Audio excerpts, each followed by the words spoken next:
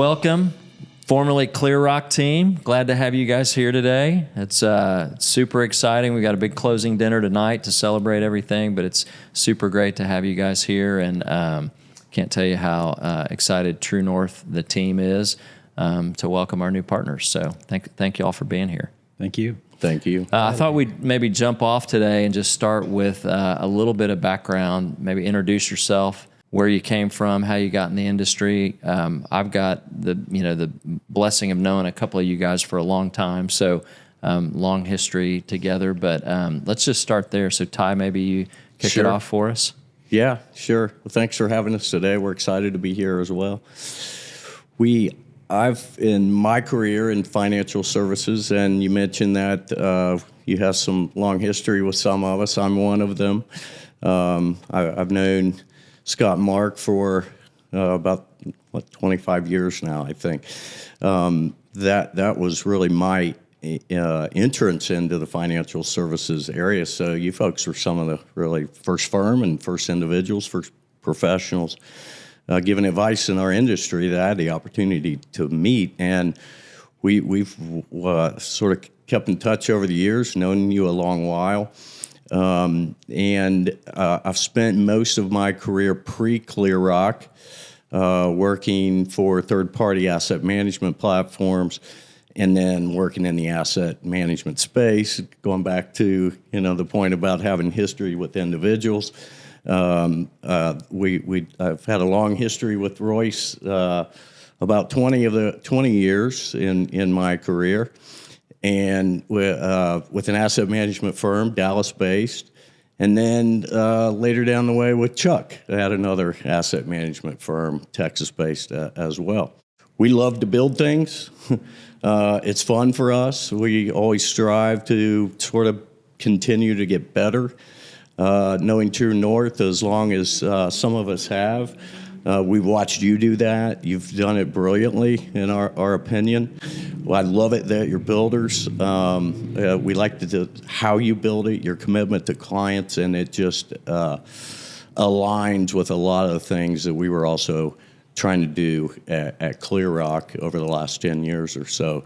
So it's that alignment, that sort of culture alignment, that investment philosophy alignment. It's that commitment to clients. It's the commitment to excellence. All of those things that we observed, admired, respected for a long, long time about True North. I appreciate that. And it just felt like a very natural thing for the next phase of what we had tried to build for us to get to the kind of the next level. We're going to come back to that in a few minutes. So let me ask you a quick question. So when you were with Lockwood, we can say Lockwood because that was a long time ago. That's when we first met. And then with the asset management businesses, what was your primary role inside those businesses?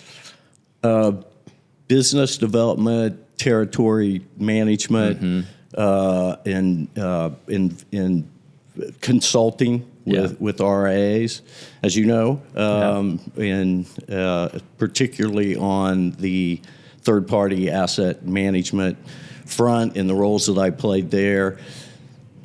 You could say that there was a product to be selling there, but it really wasn't a product. It really was a consulting partnership. Right. And we would get into things that would add value to the firm in business management and in areas practice management, things like that, which I know, knowing you so long, has always been very, very important to you.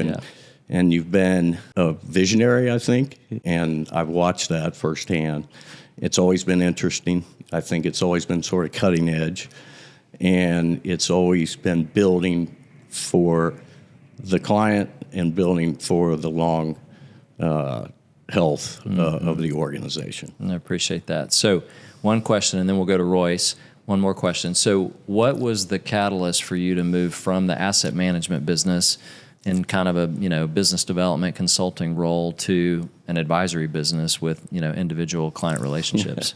What was the the jump off point? Interesting question. Yeah, I could go on that for a long time, and trust me, we've had plenty of great stories and memories, built over the years. And really where Clear Rock started. It started with Chuck, and Chuck, he literally came to Royce and I, and he said, I am positive that we can do this better. And you guys want to give it a shot. And all we need to do is do the right thing. We don't care how anyone else does it. We're going to commit to clients, and we're going to build the best machine that we can build.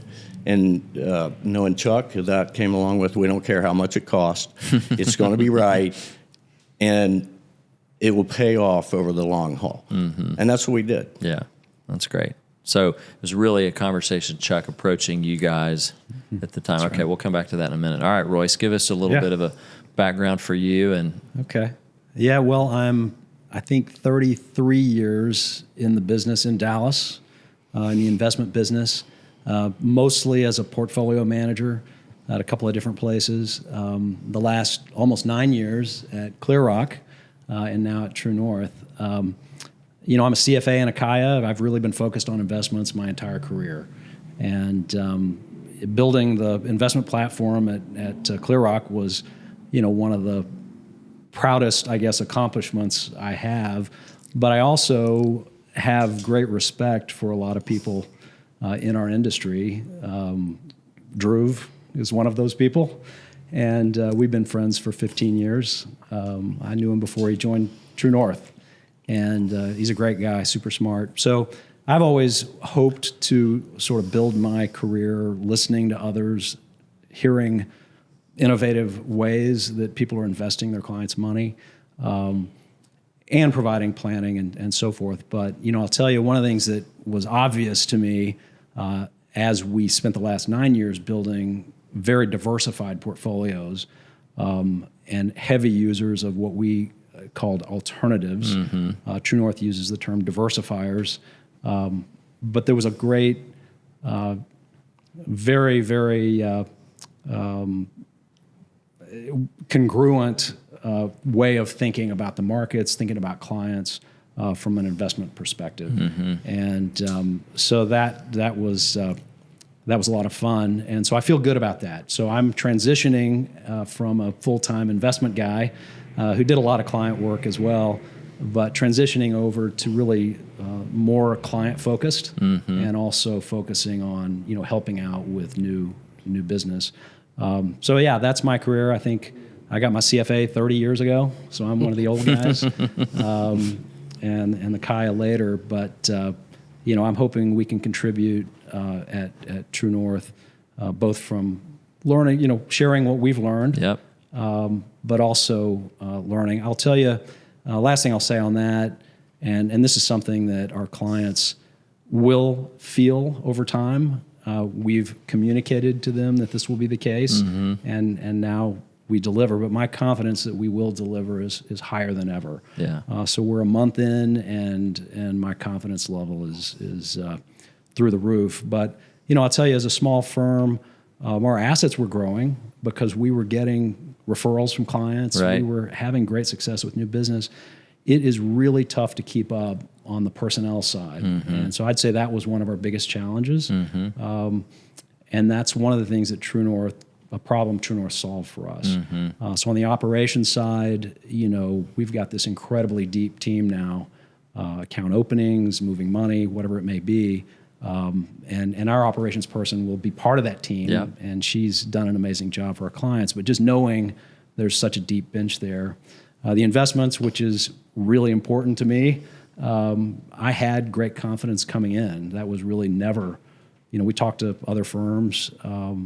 That was the number one thing I grilled those other firms on, but it wasn't the number one thing at True North because I already knew the process. I was familiar with the people. But then on the planning side, and I really want to highlight this, I think this is an area that True North is truly exceptional and has resources. Everybody promises resources, mm-hmm. but I've already seen that, and that's already been at play with current clients, with prospective clients. So those were sort of the three needs we had, and I feel like we're seeing those being met beyond expectation, and we're 1 month in. Yeah, that's great. Well, we got to keep it going, right? Yeah, absolutely. So you made a transition from really the asset management business as well to wealth management. Talk about that for just a second. Yeah, well, it's interesting. I actually started the first the first 15 years of my career was working with families. Right. So doing really what we've been doing at Clear Rock and what I'm doing now at True North. I actually made a switch over to the institutional asset management side. That's how Ty and I met. Right. Working for Smith Group here in Dallas. Yeah. And one of my clients that I called on as a portfolio manager at Smith Group was True North. And so I remember going into your offices over at Campbell Center, and so The I got iconic gold towers. the iconic gold towers, which was nice. Ty, you probably joined me. Yep. So we've been familiar with you guys, Yeah, you of and course. Mark. Just we're fortunate in that way. But I can tell you, there was never any question as far as the two of you, the people you've brought in. I mean, I think they're. I mean, I was fortunate being here in Dallas, sort of networking over the years. Probably knew 7 or 8 people at True North already, who I admired, Yeah. each of them. So yeah, I've had a couple of different takes on my career. When we started Clear Rock, I was moving from the institutional side back to working with families. That's really what I wanted to do. The institutional side's a lot of fun. But the deep and meaningful relationships are all that really matters, in my Right. opinion. So I love the clients. I really want to do the right thing for them. And again, just like I said before, I really feel like our joining True North is going to help me do that for the next decade or longer. Yeah, it's great. Chuck, tell us about your background and how you got into the business and your career path. And Sure. So I grew up a third-generation community banker. Started work for the family bank that graduated on a Saturday and started on Monday. So I did that for a little over a decade, about 13 years. My grandfather passed away in early 2000. We did some things with the bank from a consolidation standpoint, rebranding, that sort of thing. And then the family decided in about 2003 that it was time to do something different. With his passing, different ownership structure. Some wanted in, some wanted out, that sort of thing. So we basically took the banks to market and sold, had a liquidity event in 2003, and it was all cash. I grew up on the capital market side of the bank, so I ran the bank's trust department, ran the bank's investment portfolio, that sort of thing. I wasn't a lender. And because we did sell for cash, the family all looked to me to help manage their money. Same time, the bank we had sold to asked me to be their treasurer. So I went from running a little $300 million community bank balance sheet to running a $50 billion publicly traded one. And I didn't have time to take care of the family's investments. And of course, we had done a lot of estate planning, gifting before we sold, so that we got the pop once it sold, that sort of thing. And so basically started interviewing and hiring several different RIAs. And because I knew capital markets, I didn't have time to do it, but what was sold and what was delivered was different. Right. Along the way, I also realized that more entrepreneurial, smaller companies, that was in my blood, and public companies and running quarter to quarter was certainly not. So long story short, I didn't make it as treasurer very long.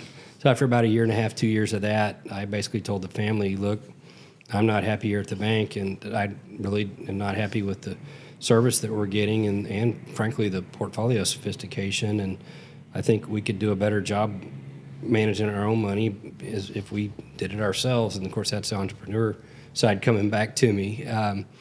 So had a couple of different stops along the way. First one as an employee to eventually become a shareholder, and that didn't work out. And then basically partnered with some guys for about a decade prior to starting Clear Rock, and did that. And they were more it's a chicken and egg thing. They wanted to be institutional pension players, but you got to have track record, you got to have AUM. So they were going to do that through me and the high net worth side. But what had happened along the way, and a lot of this was frankly even driven by Royce, is we were long only large cap equity and muni bonds, and I mean that worked fine for that decade that we were in, but it was getting to a point where we needed more diversification. The rub was we couldn't pull money out of some of the large cap equity strategies to use as source of funds to roll into other investment vehicles, because then the pension consultants would come in and say, hey, why is this U.S. value down 20 million, that sort of thing. And so we were just at an impasse. And I realized I needed to spin out of there. Toyed with the idea of just spinning out and being a single family office, just kind of taking care of the whole family. But what I realized along the way is we had attracted a lot of clients who knew we had a liquidity event, who said basically, hey, I know you're doing a good job managing your family's money. Would you do ours too? And so I got to talking. I had hired Ty in to help us with sales on the pension side at that previous firm, Matterhorn. And I started brainstorming with him, and I realized that if I just spun out and started a single family office, all these friends who were clients there, they were going to ask me, well, what do I do? Mm-hmm. And so it's like, well, if I'm going to have to go interview other advisors, connect them, do all of that, might as well get paid for it, right? Right. As I said, entrepreneurial family. And so that was a genesis. When I realized that the single family office wasn't going to work, I said, let's just start an RIA. And I knew I wanted to take care of clients and didn't want to run the company. I'd been CEO of a family bank. That wasn't fun. So I knew I didn't want to run the company, and I knew I needed help on portfolio construction and needed a CIO. So that's Ty introducing me to Royce, and that's kind of the genesis of ClearRock. Is just said, hey guys, let's split it equally. We'll all three own it, a third. And Ty, you run it. Royce, you build the investment platform, and I'll go get the business. And so that was, and That was 9 years ago. That was 9 years ago. The phone call was on a Friday, and I think we shook hands the next Monday, and Yeah. we're off and running. Yeah. So it didn't sound like you guys had to think about it very long. No. No, and hearing that story never gets old. And that's exactly how it happened. Yeah. I still have the notes that I took that day. We met at Ty's office, and we had these great conversations. But And you were still at Smith, right? He was at Lazard. No, you were at Lazard, Lazard. yeah. And where were you?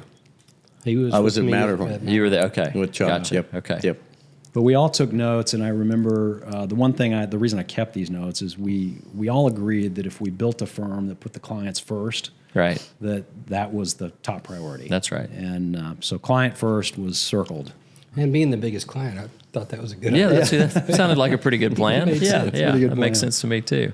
All right, so you guys kicked off, and what year was that? So 9 years ago. So that's, Well, it was December of 2015. Right. okay. Yeah. Okay, so did Our first client assets rolled into the Schwab platform on February February. the 15th, okay. As in 2016. Brexit. And Yeah. we remember If you want it to well. put it market time on it, Brexit. Well, the main reason I we wouldn't remember it the is exact because date of Brexit, but I can understand why you do. So we were not sure it was going to work. Yeah. So we all took a lot of chances, and it was they call it sweat equity for a reason. Mm-hmm. You wake up in the middle of the night sweating. that's right. Cannot pay my bills. Yeah. So it was 2 months before you had your first relationship, really. Well, we were really just waiting on, and that's where Sanders came in, but we were just waiting on SEC approval. We knew we were going to pass that 100 million threshold in the first 6 months or a year, whatever it's called. So we just went straight for SEC. And we were really just, and of course, he had to build the investment platform, but the clients were ready to come even without, I think, the platform being fully built. But it was just getting Schwab contracts and Tamarack, All the trading stuff. platform, just all the stuff. Yeah. You could imagine this pre-digital transformation. All that was paper. All paper. We had stacks of Wet paper everywhere. signatures. Yeah. Yeah. Very exciting. All right, so walk us Period. through the last 9 years, and maybe there's some chapters, right? Maybe there's 3 chapters in the last 9 years. So chapter 1 is the early days, chapter 2 is kind of the middle, and then maybe chapter 3 is where you begin to start to think about a transition. So walk us through. Maybe there's 3 chapters, maybe there's 5, but walk us through the chapters of ClearRock and how y'all think about that. I would say the way I would think about it's, the first chapter was just kind of unbelievable rapid growth, onboarding. I mean, $150 million or so in the first, 90 days or whatever. And then along that chapter, the other exciting thing, and this is a nod to Royce, but as I mentioned, the previous firm was long only large cap equities and bonds. And when we went out to those clients and told the story, they're like, oh, well, this looks a lot better.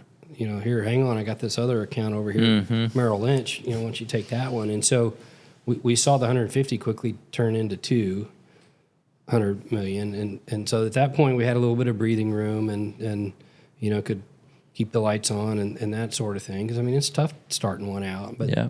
I would describe Chapter 2 as just there was kind of a period in there of 2 or 3 years where it got tough for a while. The market was tough, and it didn't seem like assets were growing as fast as we need them to. And it was kind of like you started questioning, hey, we're going to be able to keep this thing together? Is everybody going to stick with it? And are we happy? And then we kind of powered through that, and then started to really kind of take off and grow again. And so the third chapter would have been that, and then I think, which has brought us to here, the fourth chapter would have been just kind of this last year or two is just the regulatory environment, AI. It's just incredibly hard to find good talent.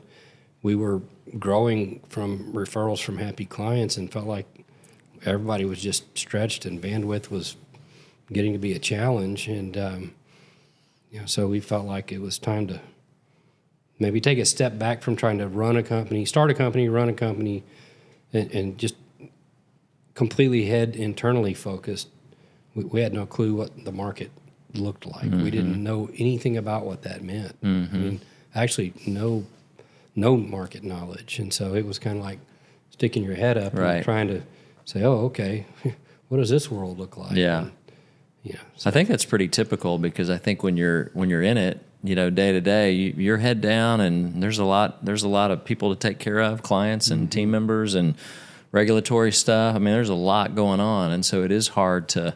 Yeah, and I would say I don't think there was a single day in that 8-year run that we ever made a decision or even had a sentence-long conversation about, well, what should we be doing to maximize, and maybe this is wrong, maybe we should have been doing this, but what do we need to be doing to maximize shareholder value for an exit? We never even thought about an exit. It was always, let's just create the best client experience do the right we can, thing. do the right thing, and keep our head down. And so we never made a single decision thinking about what the future would look like in that. I actually think that matrix of decision making probably creates the most value, right? Because question. if you're trying to engineer for, so cut costs or to free up some additional cash flow, you're probably harming the business, certainly in the long run, just for short term, pop and EBITDA or whatever.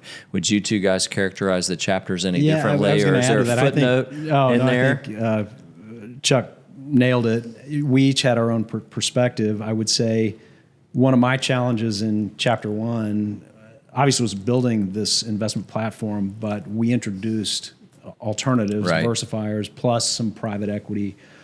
None of this was being clamored for by our clients. Yeah. And so it was really an education, and we would go out and educate our clients and make a case for these additions to the portfolio. Why this made sense. Why this makes sense. It's smoothing out your return pattern.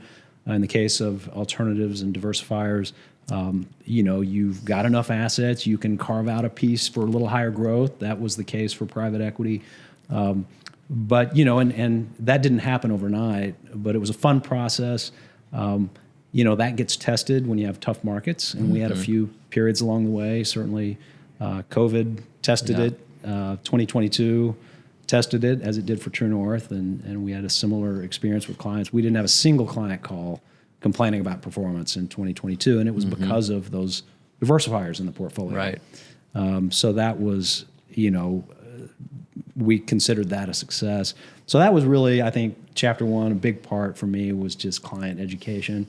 And, we had I would call it a seminal moment. We had the largest client that we brought, we gained the client in the latter part of 2018. So Chuck mentioned, I think it was chapter 2, where the growth was explosive, and then in 2018 it was a tougher market, and we had, things are lumpy, especially when you're in a small team, and there were 4 of us at the time. But we won a really, really big relationship for us, and this family had gone out. There were 7 advisors, including some big names, here in town, and it just was such a confidence booster for us, to know that we could be selected. And it's interesting, when we joined True North, I just had this family in mind. Yeah. Like, who are they going to want to be with? Right. And I can tell you, they're very happy. I think being with a firm like True North, very sophisticated in all regards, but also a little smaller. I don't think joining one of the $150 billion national firms probably would have Felt good to them. Felt good to Yeah. them. Yeah. They liked us because we were part of a small team. Right. And so I think that continues. But I think that was part of my chapter, maybe moving into chapter 3. And that also allowed us to go out and hire some people. Right. So that's a challenge with small companies. Yeah. And that, again, I mentioned that before, that was also a challenge for us, and a big reason why we decided to join True North. Yeah. Was just it is really difficult, finding CFPs, finding operations people. It's tough. It is, yes. It's tough, and it's expensive, right? Right. And that's, I think, one of the challenges. I want to come to you, Ty, on the chapters in a second, but I think one of the challenges that we see is you've got to reinvest in the business, and you've got to put capital back. And really, our assets are our people, right? I mean, that's, so you've got to hire people in order to scale the business. And so you Right. do get to that juncture of, okay, I'm going to really need to double down and hire, X number of people at a certain level to get to the next level, or not, right? And, some people make that decision, others don't. So anything these guys left out on the chapters of the book? I think they described that very well. Thanks for validating that we weren't terrible business operators. When Chuck said we didn't even think about it, Yeah. we literally gave no thought to our what's next for us as we started thinking about those things and talking about those things. Again, I said earlier, we love to build things. We knew you were builders, and we said, what if, could we do more Right. there? We know those folks. We're friends with those folks. We have a good sense for who they are, how they operate their business, what they've been able to do, and would they be? Is there alignment there for us where we could continue to build? We could add those types of input and that type of value in a bigger team. Yeah. And if we could bring a certain amount of value with our smaller team at Clear Rock, what could we do here? Right. And we thought about that a lot, and it became extremely exciting to us that this could be incredible. Chapter 1, 2, 3, 4, however many we got through there, those were great. We're looking at 5 and Exactly. 6 and 7 now, and we're looking at those future chapters with the And you asked same enthusiasm that we did 1, 2, and 3, but 3 of us together. Yeah. when you asked about chapters, I probably should have mentioned the most recent and important one, which was how we got to these chairs today. Do you want?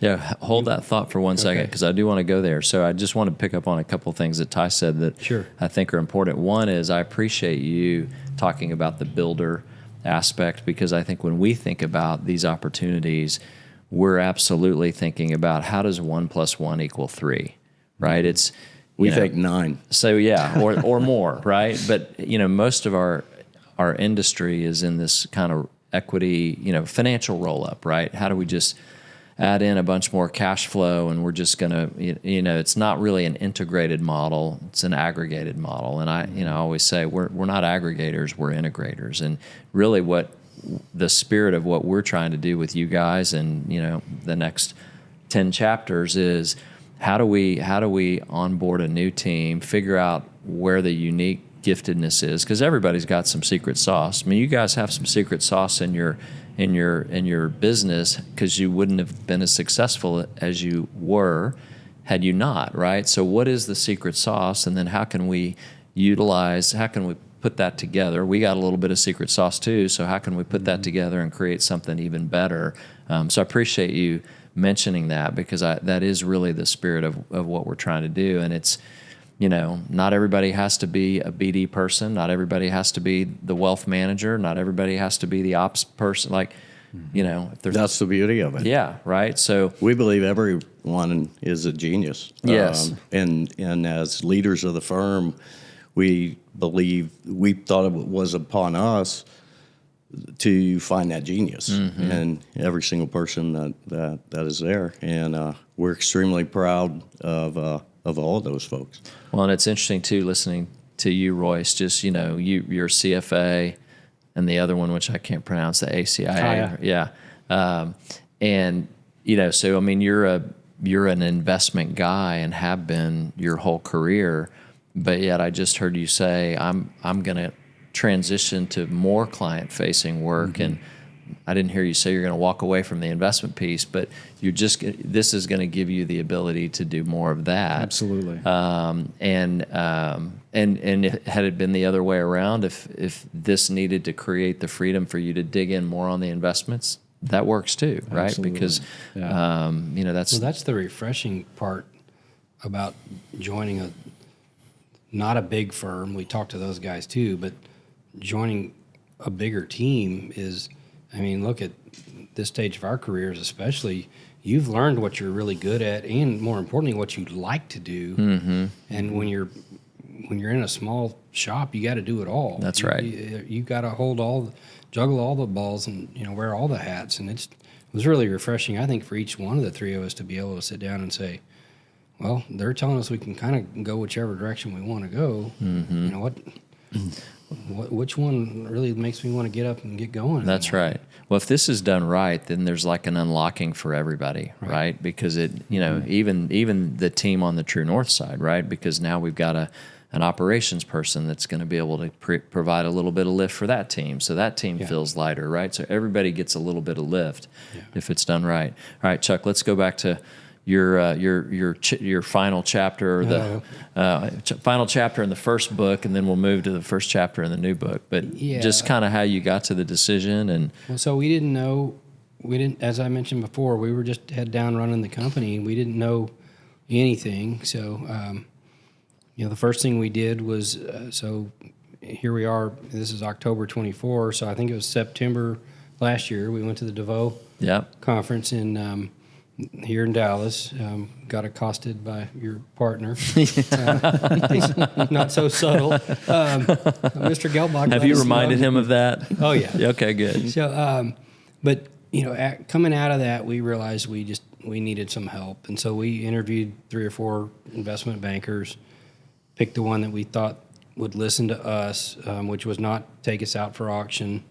We really tried to find somebody that would take the time to learn our DNA and what our passion was and what was important to us, not just go find us the biggest number. I would say they did a great job of learning our DNA, and either there's not that many firms out there that are a fit, or they didn't listen exactly. But the interesting thing was going through all of that, and we explained to them that our biggest point was it needed to be a win for the clients, because we couldn't sell it if it wasn't. But again, keep in mind, we founded this thing around my family, and so it's hugely important, not only for my own family, but so many of these clients are very close, deep personal friends, and we weren't going to just sell them up the river. Right. And so, that process narrowed down to literally going to market with 8 firms, and we can say this now, we wouldn't have wanted you guys to know it then, but there was one fit, and it was you guys. Yeah. And I mean, we were white knuckle going through that, hoping that you guys were going to be, in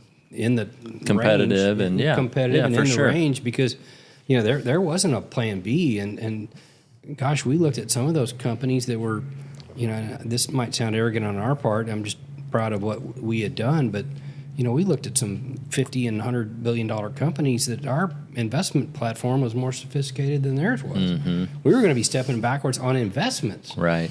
at $400 million when they're $50 billion or whatever. Right. And so, anyway, it was a long, arduous process, and this might sound like sales propaganda to people listening to the podcast, and it's absolutely not. But I sold for our family. The bank was about 150 employees. That was 03. About 2016 or so, we sold. Our family was owners in a commercial property and casualty insurance agency.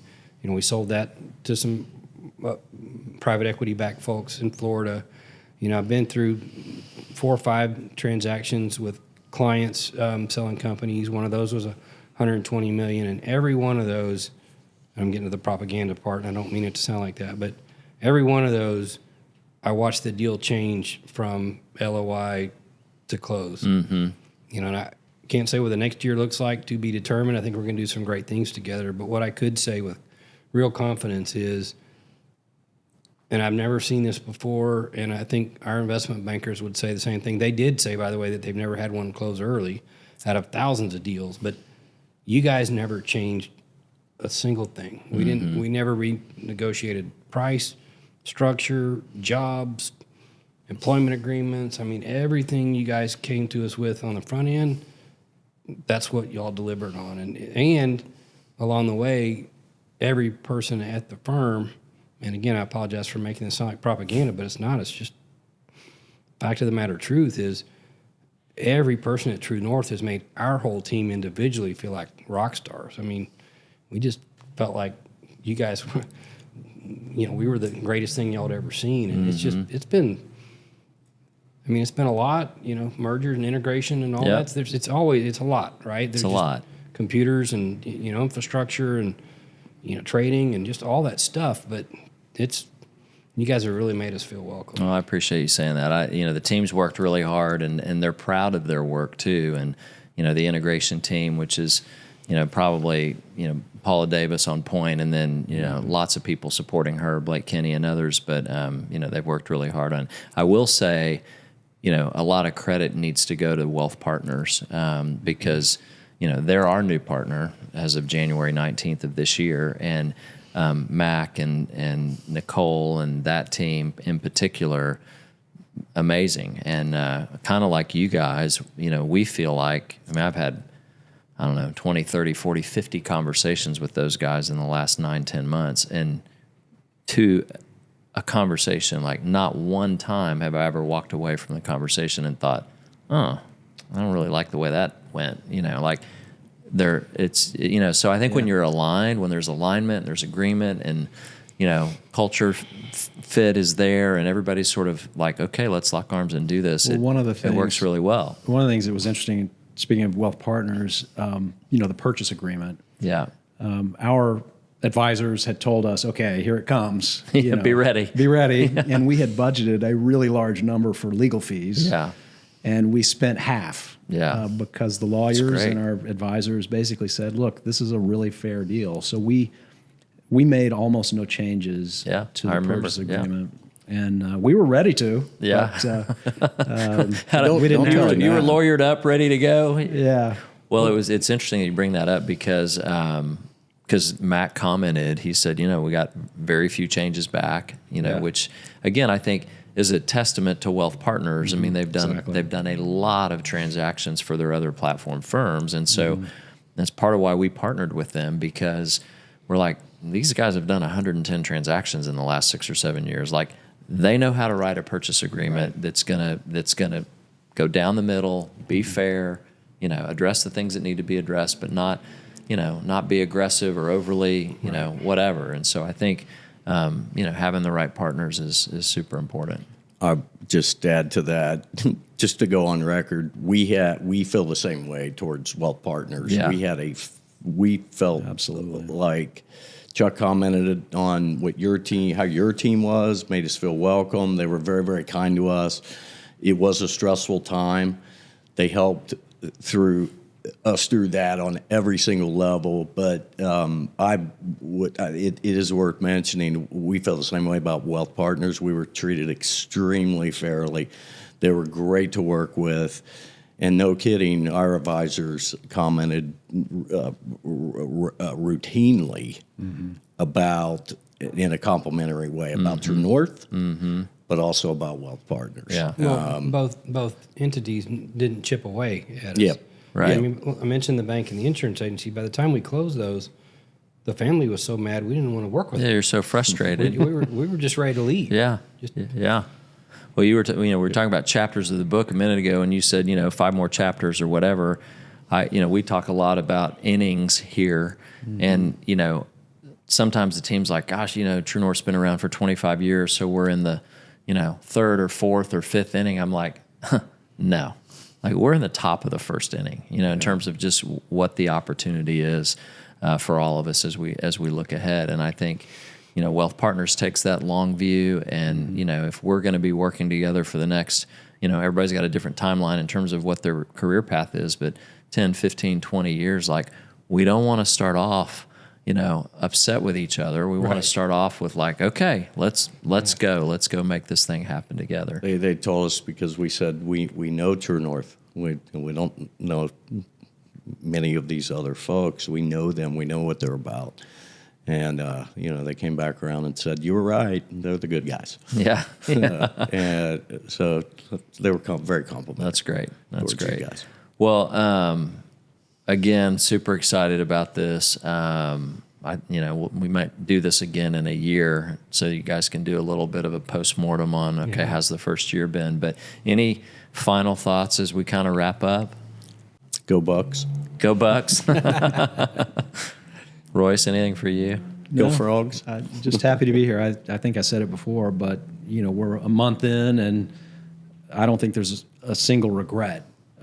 We had seven employees. I think the opportunities for all 7 of us are beyond what we could have provided at Clear Rock. Yeah. And we get to choose our paths, and I think that's, the 3 of us are basically the same age, and I think you're right there with us. Yeah, I'm right there with you. And this is a point in life where you do take a different path, and I get to jump over and spend a little more time on the client side, spend a little less time on the investment side, at least the due diligence part. Right. I'll always be connected there, but it's going to be, it's really a great way to spend the next 10, 15 years doing what each of us does best, is good at, and wants to be doing. One of the coolest things I think about that point, and we've touched on it a couple times, which is, and you said it a second ago, Chuck, if you're able to do the work that you really enjoy doing every day, and you're not burdened with all the things that just beat you down, it actually doesn't feel like work anymore. And then your capacity or ability to stay engaged longer, exists. And, we see this in the lives of our clients too, right? If you're happy and fulfilled, like you can work a long time. And, we've watched clients retire well, and we've watched clients not retire so well, where they didn't have anything to move on to in that next phase of life. And so I think part of what's neat about the opportunity that we're all going down the path together on is just this idea of, we can unlock this opportunity for each other, where we get to work on the things we really enjoy, and then hopefully that gives us some longevity in the business that we might not otherwise had. Absolutely. So it's kind of a nice little flywheel if you can get it going. Well, good. Well, thank you guys. Great to spend time with you. We'll do this again in a year, and you guys can give us a report card when we're 12 months in. So, Sounds good. All right. Thanks. Do that.